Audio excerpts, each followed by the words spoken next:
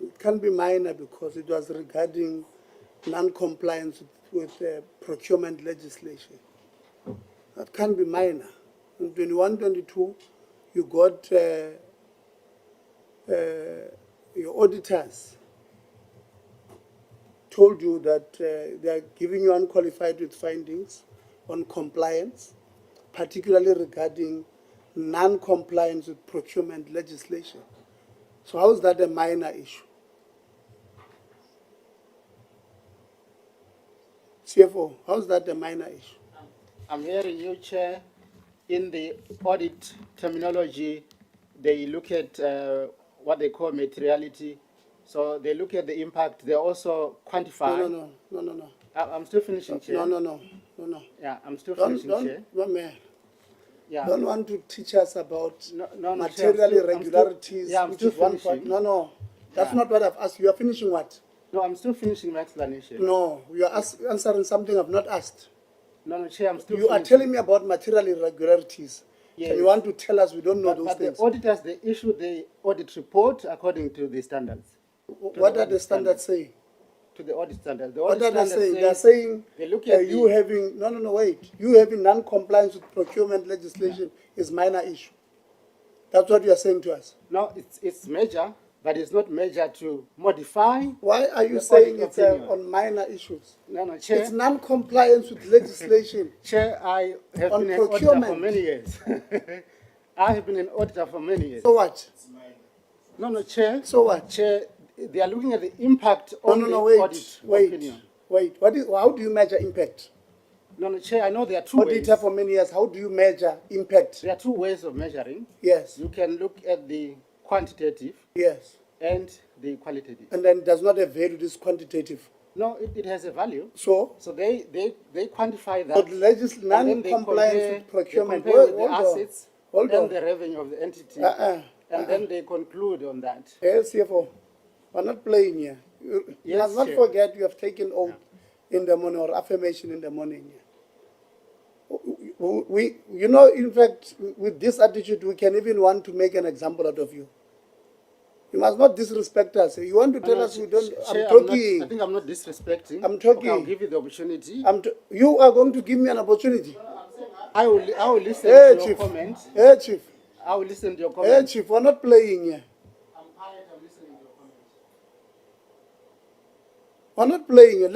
Non-compliance with the procurement legislation, and you are saying it's minor. And this procurement legislation might mean you have given your people tenders. When I opened the meeting here, I told you your people were doing business with that institution, your employees. And you are telling us, no, that's mine, man. That's mine. We have people arrested in that institution. Don't press our mic. Don't press our mic. You think these public funds are yours. You can just do as you please here. Non-compliance with the legislation on procurement. And you are telling us, no, that's minor. In fact, let's teach you what is minor and major. I've been an auditor for many years. You must not come here and disrespect us, please. That thing is not minor. In fact, AG, I saw your slide 51 there. I wish it was on. Because I wanted to comment even on it. The university did not adhere to relevant laws. No, it's minor, according to you. Some employees conducted business directly or indirectly with the university, at which he or she is employed that entitled or maybe entitled a conflict of interest with the university in contravention of Section 34(5)(a)(c) of the Higher Education Act. You've been an auditor for many years. You want to tell us this is minor? You want to tell us this, just because there was no material irregularities, you want to tell us it's not minor? When the auditors themselves that you have appointed told you that your own employees are benefiting either direct or indirect here? They are doing business with your institution.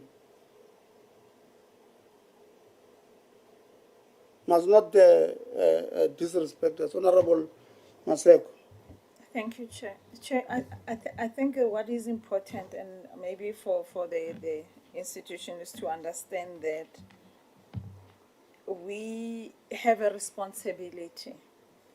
And CFO, it might be you have many years where you are working. I've been 10 years in Public Accounts Committee in the legislature in Western Cape, worked with AG for a very long time, and before that I had my private business. Also, so we've got our history. We come from somewhere. So the most important thing is listen to the question, answer the question, be direct to the question.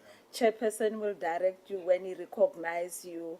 Let's stick to that, and then we don't have to deviate from what we are talking about. And that minor thing that you are talking about, we have learned that you will find some institutions that they cost that what you call minor. A tender will be for 2,000. They'll do the deviations, 500, 500, 500 until the 2 million.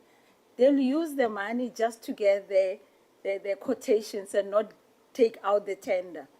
And all the time, the CFOs will say the minors. So we are in cognizance of what is being identified as the minors. We do have a reason why we ask the questions, and we want to understand, because it's not you that does all those things sometimes, it's other people.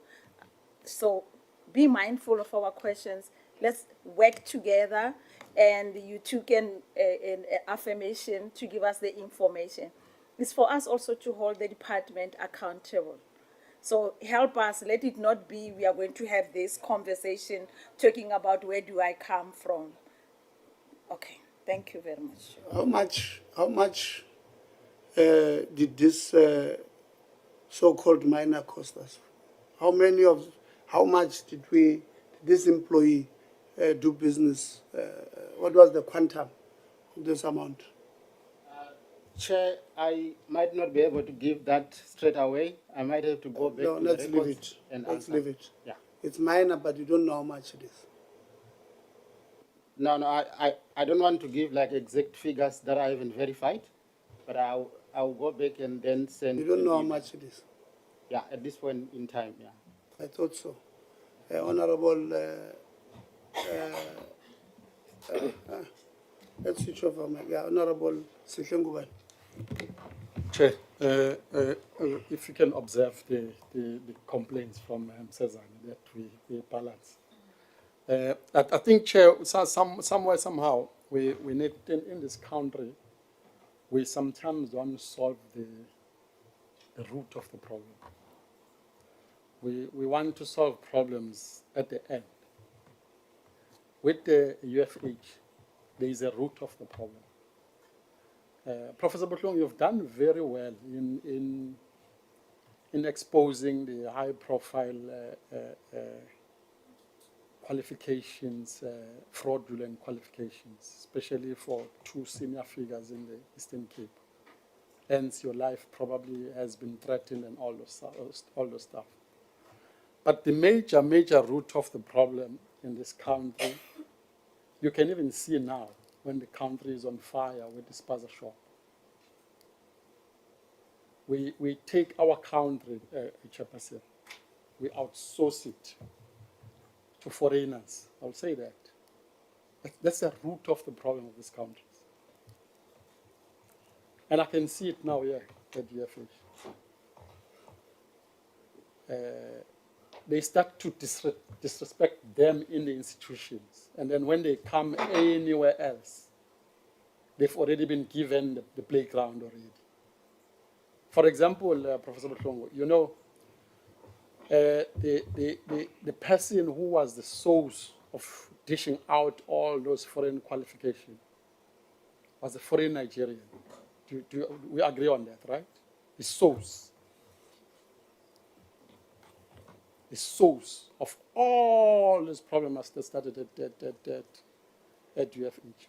As a foreign national, whom when he came to South Africa, I don't know whether you guys vetted him, whether his qualification from Nigeria or Harvard or wherever were a true reflection of what he was saying.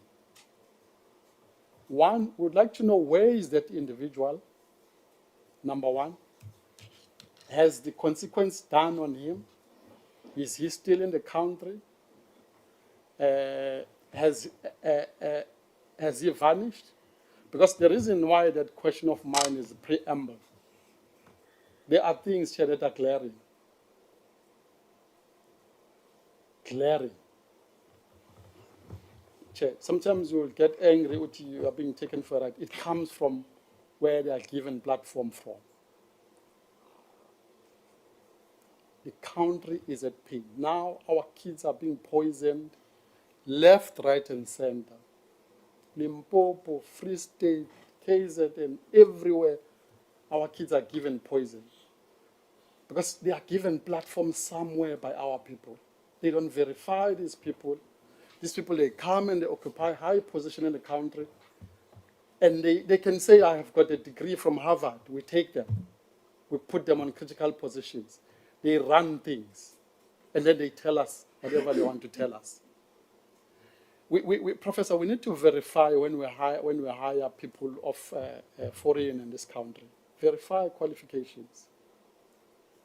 The SIU was authorized to investigate the awarding of degrees at 40 universities.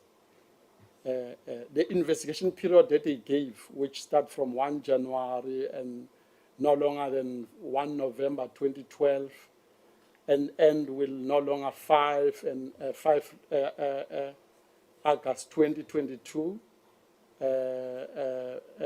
but 4 October 2024, the awarding of degrees, including all kinds of degrees. Has any new cases or information emerged since? If so, how many and which areas? How many students were found to be irregularly awarded qualification as well? And within those stipulation of the years as well, is there any pinpointing out of, are there some people that we are trying to exclude in those periods that we start to put date? Because sometimes, when we do these things, we're trying to protect some individual. Is there an element of that? Hence my background, Prof, that sometimes there's figures so delelwa in our country.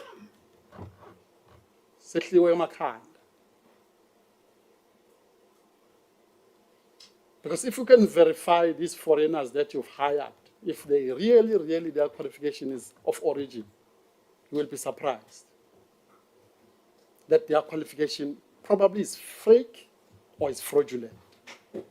But they come here, they practice as if they know everything.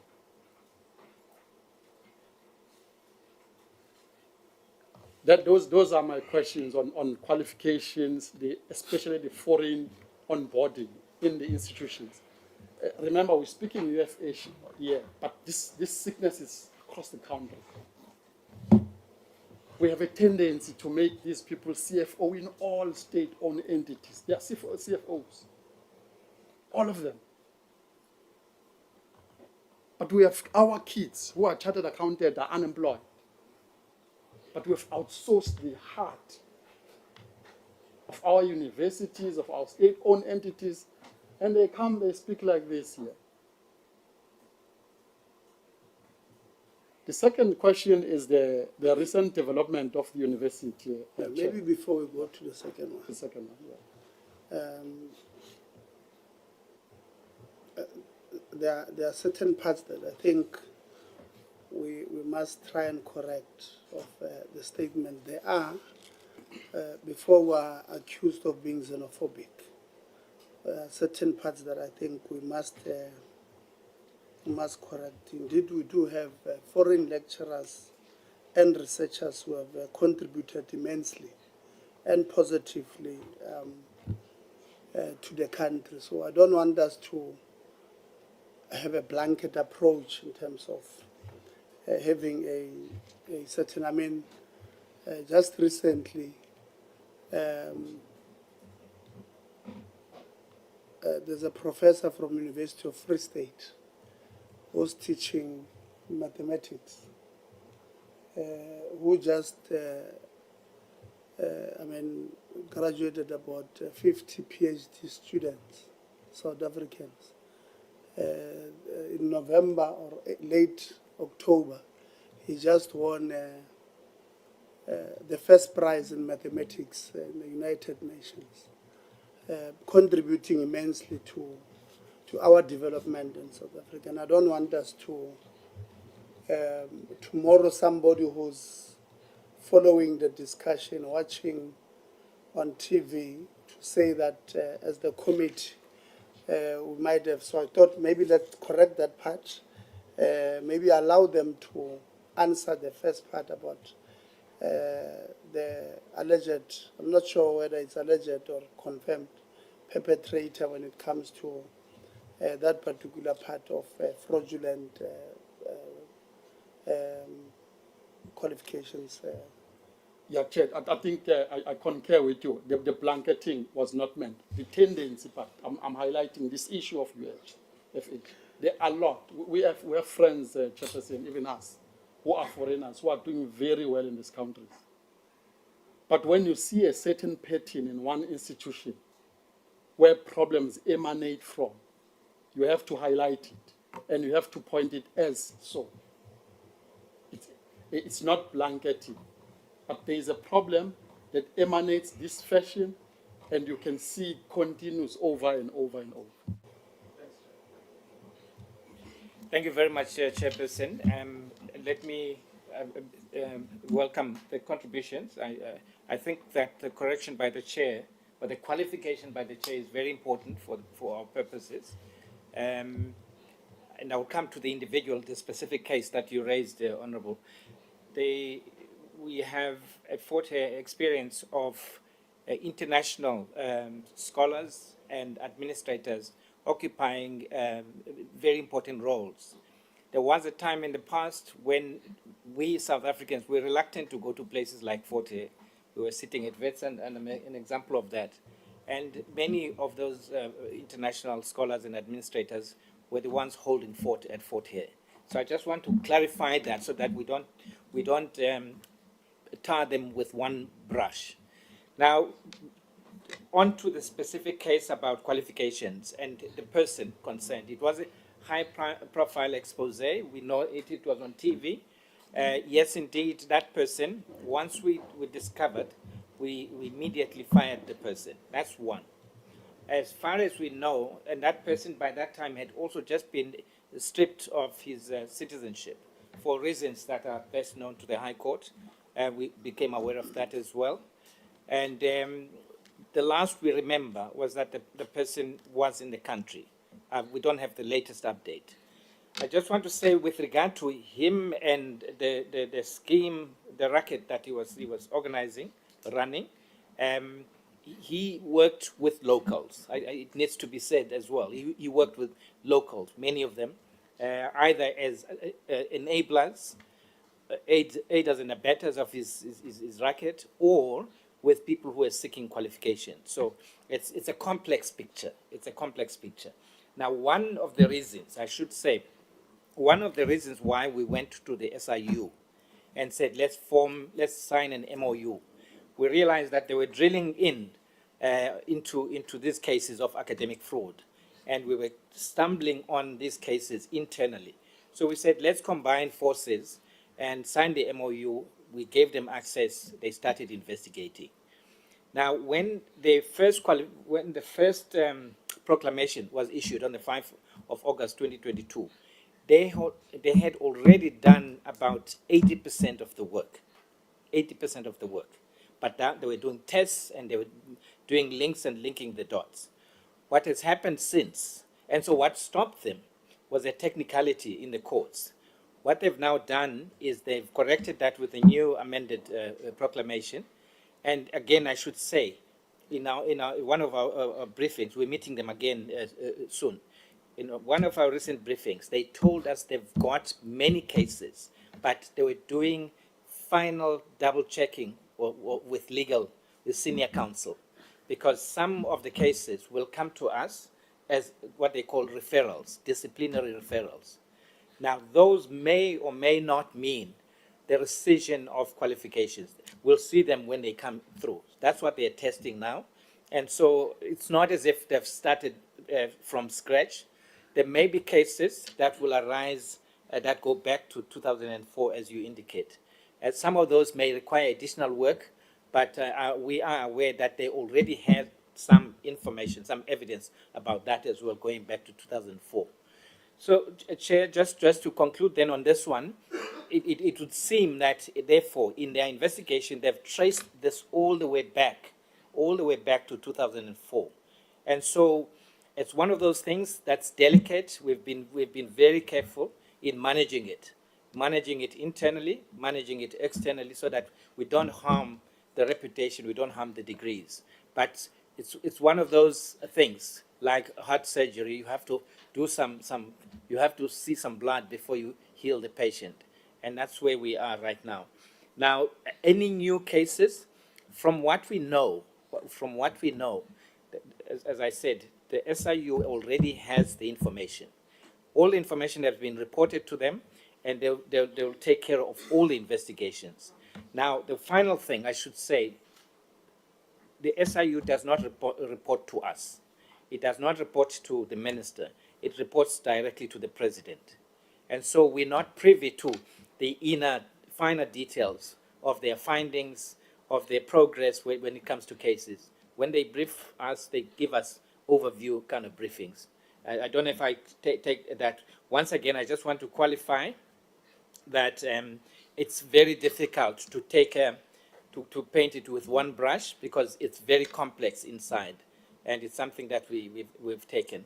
Just to brief the committee finally, the scope of the investigation has now been shifted back to 2004 from 2012, and it comes to the present, October 2024. Two, it's now including some qualifications which were not envisaged before. Initially, it was just honors degrees. Now it's honors, masters, and doctoral degrees. This is one of the things that they experienced during the court contestation. The third thing is that they've included some cases in law and in health sciences. That's where it is. But even there, it's kind of limited to certain qualifications only. Chair, I'll leave it at that point. Thank you very much. I'll come back. Honorable Governor. Because the chair, I think I won't have many questions anymore. But just one before I proceed to the 2 or 3. CFO, you are very sure that these findings of the audit are mine? Are you aware that these minors are the ones that are preventing you from receiving a clean audit?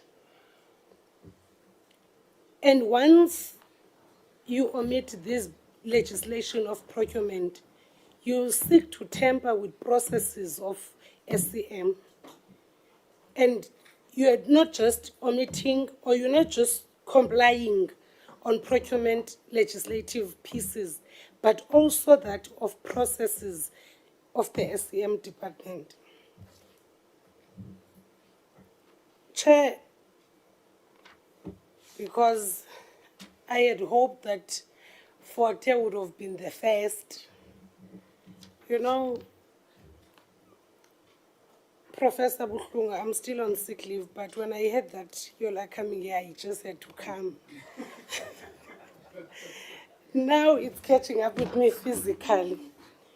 But really, I'm thinking of many things. I was very disappointed to listen to ESRC, especially from Forte. You know, those who were elected by hands, at some point they seek to forget that they advocacy on behalf of their masses rather than on behalf of their interests.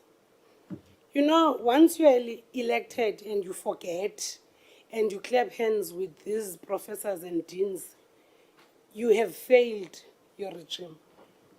It's very clear. That one we can't dispute. But the tone of the professor when he responded on us on News 24, I think it's the very same tone that was used by the Limpopo VC. You know, I would have asked Chair that they first withdraw, because they have made us feel very less seated here to do oversight on all entities of government that are voted their budget by us. And then we are told that we are just making mouses who do not know what they are doing seated here. You know, I have been following UFH because it's one of the universities in the Eastern Cape. I come from Bizana. Uno college yenye university esiyitrastayo. But under the leadership of yourself, Professor and VC, at some point you want us to question our loyalty and trust towards the university. In fact, I've taken my 2 younger brothers there. And today one of them is already working. But now I have a concern. Would I eager to take my kids Kwano College? I doubt, with the leadership that you portray in the room. Maybe something needs to be done by Department of Higher Education, because the trend and the norm that we are seeing is the same norm, and it says something is not being done thoroughly to oversight these universities. Understanding very well the autonomy you have, but something is not right. And that something must drastically change, because we will not sit in these meetings and discuss one issue and one tone and one disrespect tone that is portrayed to members of Parliament and Parliament itself.